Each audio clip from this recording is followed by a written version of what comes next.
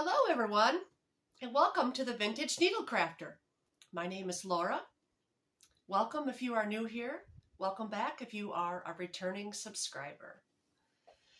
Well, today I thought I would sit down with you and have another little knit and chat, or just a little podcast episode letting you know what I've been up to lately and what I'm working on.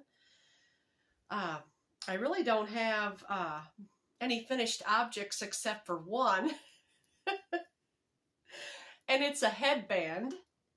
This is just my own little design. But here that is. It's just a twisted cable in the center with some 2x2 ribbing around the edges, but it's very warm. I used homespun yarn. Just a moment.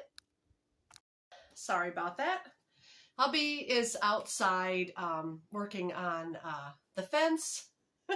So if you hear some hammering in the background, that'd be him. He's busy man. But yeah, I just have this here, and I just used, for yarn, I just used the Lion Brand Hometown in the color Salem. I think it's Salem Creek. Keeps you warm. Keeps me very warm. What I'm knitting on is the Dervla sweater. I finished the color work band. I'm just going around. When I get around here, I'll show you, but it fits me. I love the fit on this. And what I did is just went down a size in the sweater pattern. In fact, I went down a size, and then I went up a needle size. I don't know. Sometimes I just need to do that to get a better fit. But when you're working sweaters in the round, you can always try them on throughout the process. What I do to try mine on is I just take a second needle and try it on that way. But I'll show you my progress so far. Turn it around to the front, and here it is. This is the Dervla sweater, and you can get this pattern through, I believe it's Universal Yarn. Universal Yarn has this pattern. I will put the link down in my description box. Hopefully I remember to do that. But I like the colors on this. I wasn't sure about the grass green with the garnet, but it turned out really nice. And the pattern says to use a high contrast between colors. So this is what I've done. That's that. And also my second whip. It's kind of funny, but I showed you this in my last episode, and I really haven't got anywhere on it, and the reason for that is, well, this is the arm and this is the back, but this was the I get it. I can figure it out here. There's not much progress on this, but this was the brioche autumn brioche cardigan by Hey Carrie, and I love the stitch pattern in this. If you look real close, oh, if I hold it still here, if you look real close, you can see that it sort of looks like knitted brioche. I like the stitch pattern in that. No, my first one, I chose my size, and I've always had this problem. I am for some reason, I'm not sure, but I'm a very loose crocheter. I've always been that way. Every time I make a crochet pattern, I have to go down at least a hook size, maybe 2. That's just how I've always been. But what I did is I thought, well, I'll just tighten my stitches. So I used the recommended the hook size. No, this thing turned out to be like a 3X. It was much too big. It was way too long, and I had to frog it all the way back down well, at first I thought it was too long, but I did keep the length. I thought, well, you know what? I'm going to make this a tunic length because I like a really long sweater. So I kept the length, and if I hold it up again, you can see, or hopefully you can see. Well, no, I guess you can't, but it's all the way down to, here's my knee, and it's just a little bit, above my knee, maybe 5 inches, 5 or 6 inches. So my progress is pretty much where I started from my last podcast on that, but I'm plugging along with it. Hopefully I'll have it done by the next time I see all of you. Oh, so how is everyone doing? I hope you're all well and healthy. We haven't had up and down temperatures again here in Illinois. We had almost a record breaker last week. We had 81 degrees. That was really nice. We haven't had to turn on furnace again for a brief time, so that's nice too. We've just been heating with our electrics a little bit, you know, here and there. Not too much.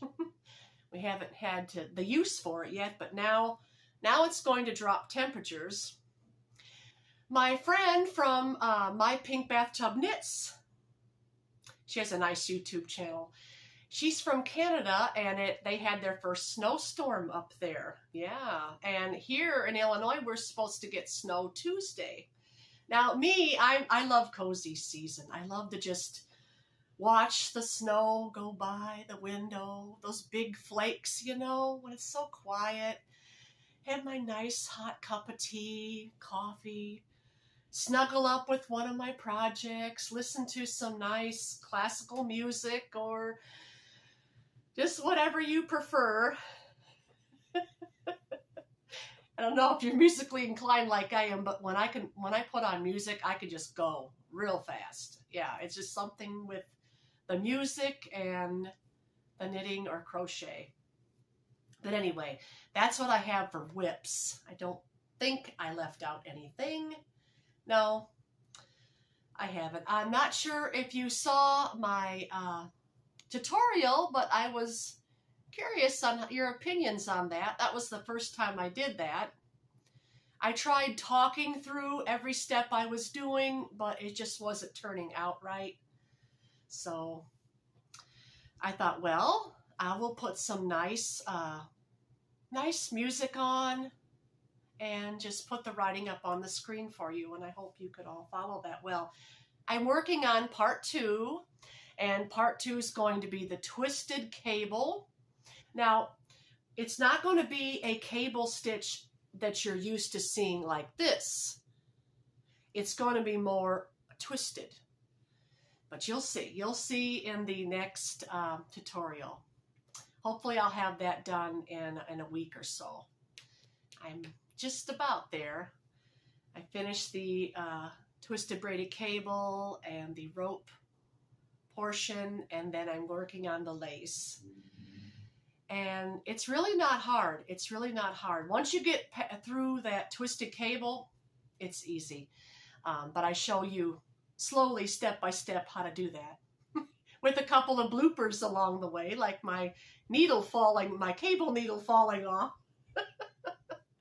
Yeah, I don't know how to edit anything out. So just to let you know, all these videos that I make for you, and I have a lot of fun doing this for you. I really enjoy sharing my projects and my craft with all of you out there that like the same thing. I've just been a crocheter since I was 13, a knitter for about 12 years. But yes, I really enjoy making these. But all of these videos that you watch, they're all unedited. The only editing I do put in is writing on the screen or links in the description that YouTube finally allowed me to do. And just some pictures that I can put up, and my beginning and my ending of my videos. What you see here throughout the video, it's all unedited, so you're seeing this just how I am and just how it is. And that's perfectly fine with me as long as you don't mind. Now, What I'm wearing is the My Version Ranunculus. I did this in unspun wool, which is just wool that is just on roving. Just take roving and just pull it apart and draft and knit. Draft and knit. That's all you do. And with that, I had to go a little bit longer than my pattern because it was a smaller, well, it was a thinner yarn. It was coming out like a sport weight to a lace weight in between that. So yeah, but in the tutorial, you can use a number 4 worsted. Now, if you prefer to use a thinner weight yarn, like a sport weight, I would suggest you just add more yoke depth, and that's all. And that even for your size, and my size will fit well, the tutorial that I'm working on will fit between a medium to an extra large. But if you're smaller, well, then just stop at that yoke, okay? And then probably decrease, and don't add the stitches under the armpit that I'll show you for that. So that'll make it smaller, okay? And if you're larger, well, just keep adding more yoke depth and increasing more stitches, like maybe 25 stitches is what I'm guessing per size. That's about as good as I can tell you for size-wise. I will try to cover that in the third part. This tutorial is going to take 3 parts. So the first one that you saw was the collar and the short row shaping, and I showed you how to do my short row shaping. It's a little different than what's out there. I'm not sure if anyone has that type of short row shaping, but it was just you slip 2 and then you turn it, and then you knit those in or purl those in, and it makes it to where it doesn't leave any gaps. And it was a lot easier for me to understand. It's just what I always do for short row shaping, but there's many different ways you can do short row shaping. But yeah, the first video is the collar and the shaping for the neck, and it makes your sweater fit better, as I mentioned. And part 2 is going to be the yoke. We're going to be working the whole entire yoke and dividing for the sleeves. And then part 3, I'll discuss sizes the best I can, and that will be a very short video. Part 3 is just going to be a short video. I will let you know how to try to get your size dividing and working down. You can make it a crop top like I did with this. This I just like wearing over top my skirts. This is a crop top. And this turned out great. My son mentioned to me, well, Mom, that unspun wool, is that going to hold together if you wash it? Well, it did. I have washed this now. And I just put it in some cool water with my regular liquid laundry detergent, or you can use Woolite is good, or Euclin. Euclin is a wool brand, especially for wool, handmade wool garments. It has a nice smell. I was out of that, so I just had some of my liquid laundry detergent, and I used that thinking, well, here we go. But it turned out nice. And I did add a little bit of Downy in my rinse, and I didn't, squeeze it and rub it really hard. I just kind of worked it down a little bit and then put it on a towel and squeezed it out like I showed you to do in that video when I hand dyed the wool. But then I just laid it flat to dry on top of my dryer, stretching it a little back into shape, hung it overnight so that the bottom would be, so the bottom would come down, it wouldn't shrink up. But yeah, that's all I did. And it turned out great. I was a little worried, but it's exciting because this is the first project I've done unspun. And oh, that reminds me, I totally forgot. I have another project that I'm in the process of making now. Yes, it is unspun, And I am using that wool that I hand dyed. Let me get that for you.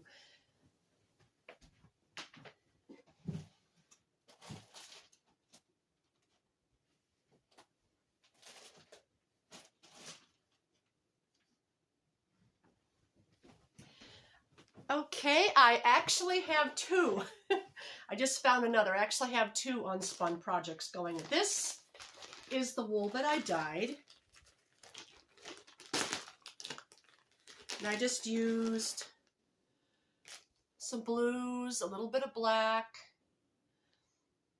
You'll have to watch if you'd like to see that video I made a couple, I think it's like 3 videos ago or 2 videos ago.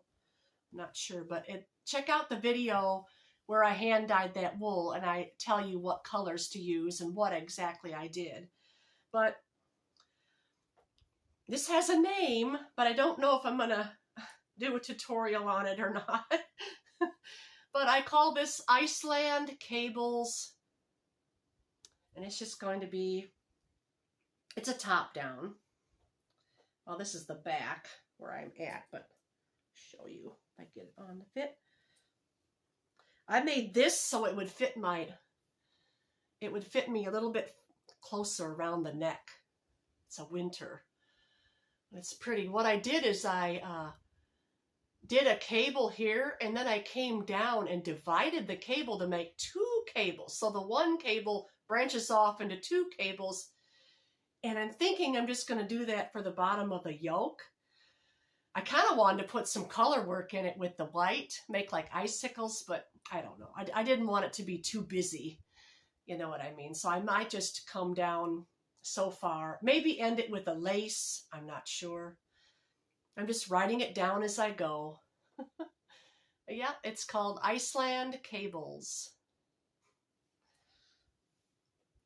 It's a little snugger. And I have had to go many, many stitches already in the round because I'm using a number 6 needle for this. Oof, there went my hair. Number 6 needle, and I'm just pulling it out a little thinner. But see, this is how, here it is connected. So all you do is just you pull a little bit to draft, and then you just keep knitting. That's all there is to that.